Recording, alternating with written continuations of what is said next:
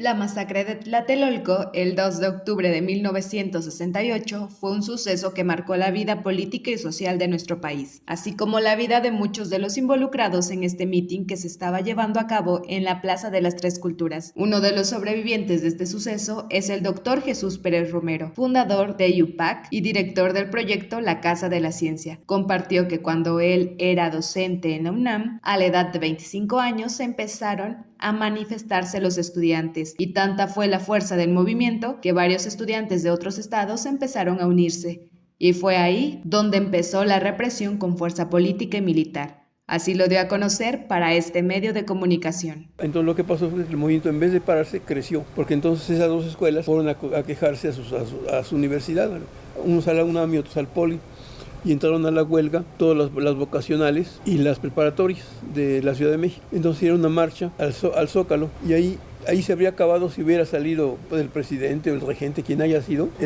y hubiera calmado las cosas. Pero no, en vez de eso, otra vez, ahora llegaron los soldados, y entonces los muchachos vieron a los soldados y corrieron, y cerca del Zócalo estaba la antigua preparatoria número 1, la que está en San Ildefonso, que es un edificio muy bonito, colonial, con un portón muy bonito. Los muchachos se escondieron, cerraron el portón y se escondieron en la preparatoria. Llegan los soldados y entonces apuntaron, acá hay una foto. Entonces los soldados con un bazooka, acá están, y es el bazooka, disparan contra el portón de la preparatoria, que es un portón muy bonito, un portón de madera, de este grueso altísimo, y el portón se cae y cae sobre los chamos que están atrás. Y ahí mataron a varios muchachos, ahí murieron varios muchachos, y golpearon a otros, y ahí ya hubo muertos. Entran a la huelga, no nada más las prepas y las vocacionales, sino no en todas las profesionales. Todas las escuelas profesionales de la UNAM y del Politécnico entran a una huelga y siguen protestando por ese atropello, ¿no? Mira, acá hay una fotografía, que puede verla. Esta marcha la encabeza el rector de la UNAM, que era el ingeniero Valgo Sierra. El ingeniero Valgo Sierra viene al frente de la marcha. Estas fotos me las mostraron mis alumnos, pero ya cuando se acaba el coloquio de Huastepec, ya es a principios de septiembre, yo regreso a la capital, y a partir de ahí yo participaba en las marchas. Seguía siendo profesor de la UNAM, pero trabajaba en el Instituto Mexicano del Petróleo. Entonces las mañanas no podía, tenía que estar encerrado en el instituto, ¿no? Y en las tardes pues iba a las marchas, o alguna que otra vez iba a los mítines o cosas de esas, ¿no? A mí una cosa que me sorprendía mucho era el orden que había. O sea, quien organizaba todo esto, que eran los estudiantes de la UNAM y el Poli, lo hacían con mucho cuidado, y eran muy ordenadas. No había ni vidrios rotos o pinturrajeadas en las calles, ni nada de eso. Había mucho respeto hacia todo. Y la gente veía bien eso, ¿no? En esta marcha, que fue creo que la más grande, llegó al Zócalo. Para que vean más o menos el tamaño que tuvo la marcha, la cabeza empezó a llegar como a las 7 de la noche. Y el final de la cola de la marcha estaba llegando a las 10. Todo el tiempo aquel llega gente. Lo que sí no había eran, pues, cuidado en las mantas que se ponían. Por ejemplo, se ponían muchas, ¿cómo se llama?, pancartas. Era la época de la Guerra Fría. Entonces se ponían pancartas de Lenin o de Marx, de Engels, del Che Guevara, de Fidel. Y aparte de los nacionales también ponían Zapata, Villa, Madero, cosas así, pero ponían muchos extranjeros, y ponían consignas también de extranjeros. En la penúltima marcha que llegó al Zócalo, y se observa, las calles están apagadas, los edificios están apagados, o sea, cortaron la luz en cierto momento, y eso daba miedo, ¿no? Porque pues, de momento apagan la luz, y lo que se vio ahí empezaron a encender antorchas o hacer algo adicional, ¿no? Y entonces, de momento se empezó a oír ruidos metálicos. En la parte de atrás de la catedral,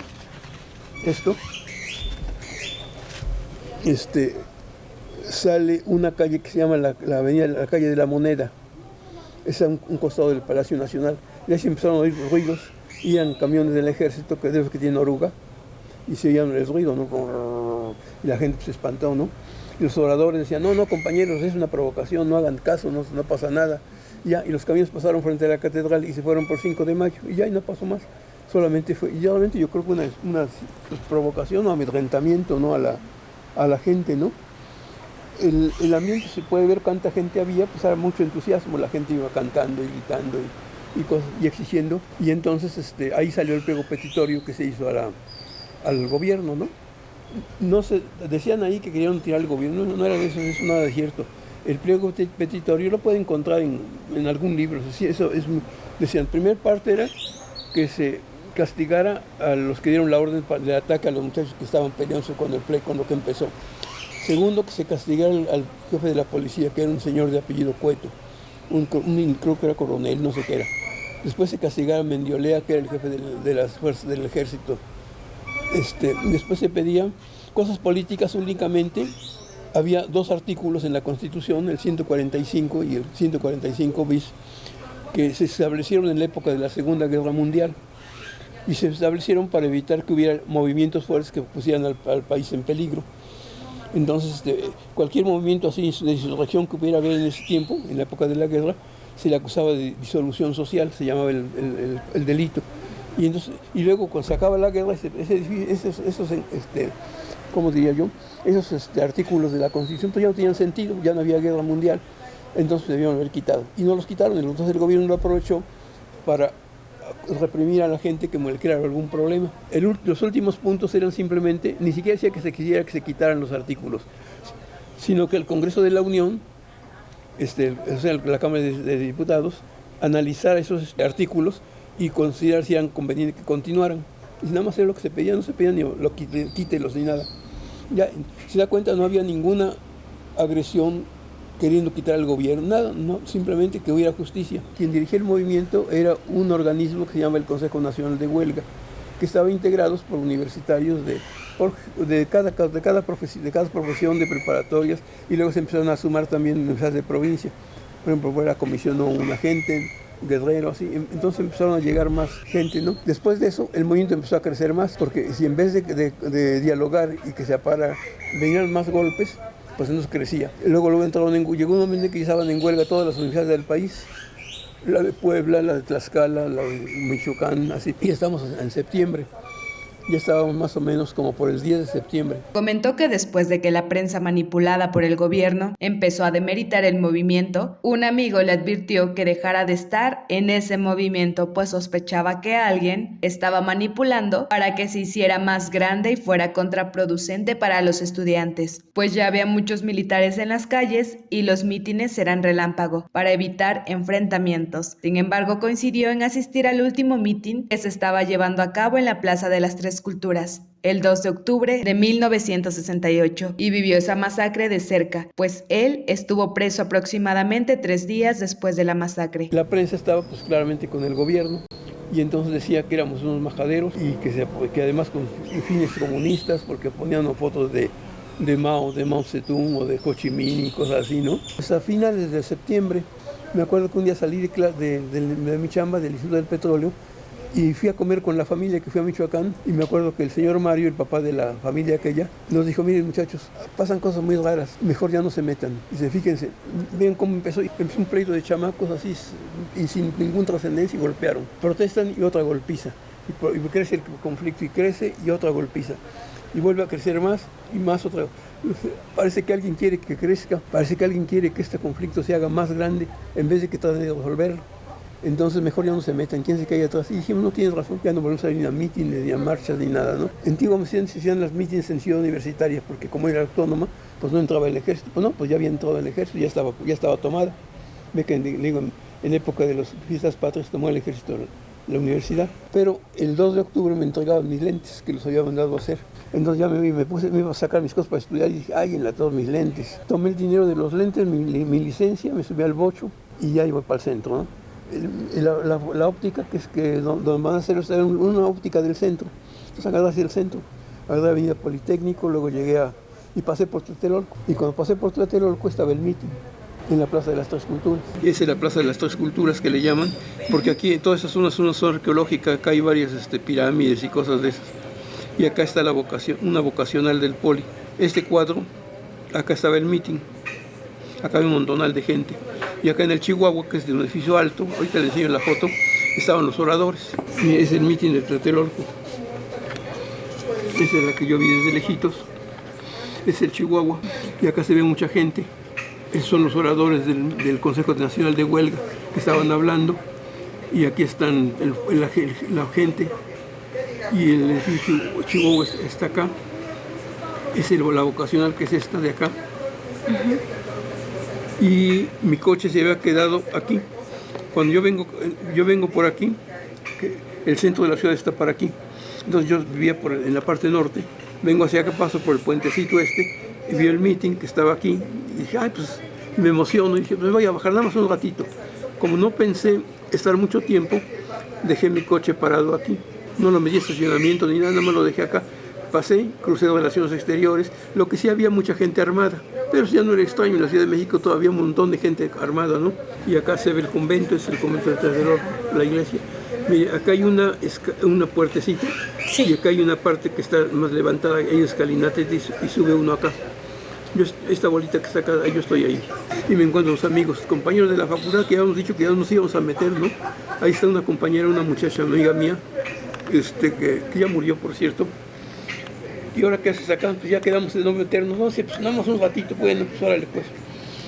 Desde acá estábamos mirando bien al Chihuahua y a los oradores. Había otros amigos míos que eran de acá de la UAP, de la Universidad de Puebla, y ya salen de acá y dicen, ya nos vamos nosotros. Ya, porque no, de acá se pensaba de este meeting irse marchando al Zócalo para que la devolución de Ciudad Universitaria. Y ellos me dicen, no, ya nos vamos, porque no van a permitir la marcha. Ya está rodeando el ejército esta parte, entonces no la van a permitir, ya nos vamos. Y se salen, se despiden y se van, y ellos vienen hacia acá. Cuando van llegando aquí, se está cerrando el cerco. Ya los soldados vienen caminando así formados y cerrando el cerco al mitin De acá de la vocacional 7, que ya estaba vacía porque estaba cerrada, la había tomado ya el ejército, sale una luz de bengala de acá. Es uno como cuetón verde. Sale una cosa acá y cayó casi con unos 10 metros donde yo estaba. Y mi amiga me dice, oye, mira, fulanito, qué chistoso, están echando cuetones. No eran cuetones, era la orden de ataque. Y entonces cuando vemos, yo me volteo, porque dejé mi coche de este lado, me volteo hacia acá y por el puentecito donde pasé, se veía cuando hay miedo, muchachos corriendo por todos lados, pero desaforados, ¿no? Y dije, mira, María Eugenia, vámonos ya porque quién sabe qué está pasando. Va a pasar aquí raro, vámonos. No, si nada más cabe el último orador. No, vámonos. La tomé del brazo y le empecé a jalar casi a fuerza. Cuando íbamos llegando aquí, ya venían los soldados acá para cerrar el cerco sobre el meeting. Nos regresamos corriendo y cuando llegamos a esa esquina, era una balacera tremenda, entonces nos tiramos al piso. Le dije, mira, tírate al piso. Ya nos tiramos, un montón de gente tirada en el piso, ¿no? Y los balazos sí perdían muchísimo, ¿no? Se oían las ametralladoras y levantaban la cara y viendo hacia Chihuahua, y en esta parte que vi arriba donde estaban los oradores se veían gentes armadas con pistolas, se veía como una llamita que salían de la punta de la pistola, de que eran automáticas, y salían un montón de disparos. Mi amiga entonces estaba muy espantada y estábamos todos tirados en el piso, ¿no? Y encimados, pues como caímos, ¿no? Y entonces había junto un señor que le dijo a mi amiga, le dice, señorita, no se preocupe, son balas de salva. Y yo decía, sí tienen que ser de salva, si no, pues qué matanza estaban haciendo aquí, ¿no? No eran de salva. Cuando se paró un poquito la balacera, que debe haber dilatado, no sé cuánto, tal vez 10 minutos, algo así, los soldados nos levantaron, párense. Y nos sacaron hacia acá. Cuando veníamos acá, me dice mi amiga, mira, y veo hacia acá, hacia donde estaba el meeting, un montón de gente tirada, de muertos y un montón de zapatos. Atrás del convento nos metieron hacia acá, que en cuanto bajó un poquito los disparos, y acá hay más pirámides, acá en esta parte hay hoyos, así agujeros, que son parte de la zona arqueológica. A los hombres nos echaban en esos hoyos, y a las mujeres las metieron en Relaciones Exteriores. O sea, a mi amiga María Eugenia la mandaron a Relaciones Exteriores, y a nosotros nos echaron en los hoyos estos. Bueno, eso fue como a las 5 de la tarde, más o menos, 5:30, 6. Y ya nada más veía yo que pasaban los camilleros y pasaban los soldados corriendo y disparaban hacia arriba, contra el Chihuahua. Y ahí pasó eso, se acabó más o menos como eso dieron como las 8 de la noche. A esa hora, Tlatelolco estaba completamente oscuro, le quitaron la corriente, toda la zona arqueológica, esta parte de acá estaba oscura. Y todos mastizos amontonados ahí en los hoyos esos, porque eran miles los que había ahí. Bueno, toda la gente que no logró huir. Algunos lograron ir. Ya como a las 5 de la mañana nos sacaron y nos formaron aquí en la Plaza de las Tres Culturas, en la explanada. ya había, en Reforma, estaba un montón de autobuses y jeeps del ejército que nos iban a llevar presos. Ya nos subieron a los autobuses. A mi amiga la soltaron, a las mujeres que estaban en relaciones exteriores la soltaron. Y a los hombres no, nos llevaron a... Yo estuve en un lugar que se llama Santa Marta. Pues ahí estuvimos todo el jueves, todo el viernes. Y el viernes en la noche, en la madrugada, empezaron a sacarnos. De mi trabajo, del Instituto del Petróleo, había varias gentes que estuvieron en la reunión esta. Algunos escaparon y otros no pudimos. Entonces nos localizaron donde estábamos y mandaron un transporte que nos llevara, porque Santa Marta quedaba muy en las afueras de la ciudad. Ahora ya la ciudad creció hasta allá, pero en esa época estaba casi en las afueras de la ciudad. Cuando estaba yo preso, decía, híjole, ahorita fue a México, mejor que me queden acá, siquiera no me muero, ¿no? Acá sí ya estoy seguro. Afuera debe estar la revolución. Ya no, afuera no pasó nada. A los periódicos los callaron, los silenciaron, nadie dijo nada. Nada más, claro, todo el mundo sabía lo que pasaba, porque pues, Tlatelolco es muy habitado y había mucha gente pero de boca a boca, ¿no? No de que los periódicos informaron, no se informó nada, todo estaba aparentemente tranquilo y empezaron las Olimpiadas a los pocos días. A 56 años de ese 2 de octubre de 1968, el doctor Jesús Pérez aún no sabe quiénes manejaron ese movimiento, pues tras leer y estudiar el caso, cree que hubo influencia de un país externo. Asimismo, invitó a reflexionar a los jóvenes sobre la situación actual del país, ser inteligentes y críticos. Que fueron los soldados, pues sí, los viejos, claro, estaban ahí, ¿no? De que ellos acusaban de que era un movimiento comunista. Yo nunca oí nada de eso, ¿no? Así de que hubiera cosas, de que la Unión Soviética estuviera metida en la Guerra Fría, de que estuviera metida. Es posible que hayan estado, no me extrañaría, porque finalmente son intereses políticos, ¿no? Según el DVD, habla de que los Estados Unidos metieron las manos para generar el conflicto Y lo hicieron porque estaban muy preocupados, porque Cuba se había vuelto socialista, México nos rompió con Cuba. Díaz Ordaz era un cuate. Yo creo que el problema de Díaz Ordaz es que era muy fanático y autoritario, pero no creo que haya organizado eso. A los alumnos, ¿no? Siempre el 2 de octubre hacemos alguna actividad, pues, precisamente advertirles lo que les digo, ¿no? Que se cuiden, que no se dejen llevar así por cosas así superficiales, ¿no? Que sean cuidadosos y que sean responsables. Para STV Puebla, Olimpia Paredes.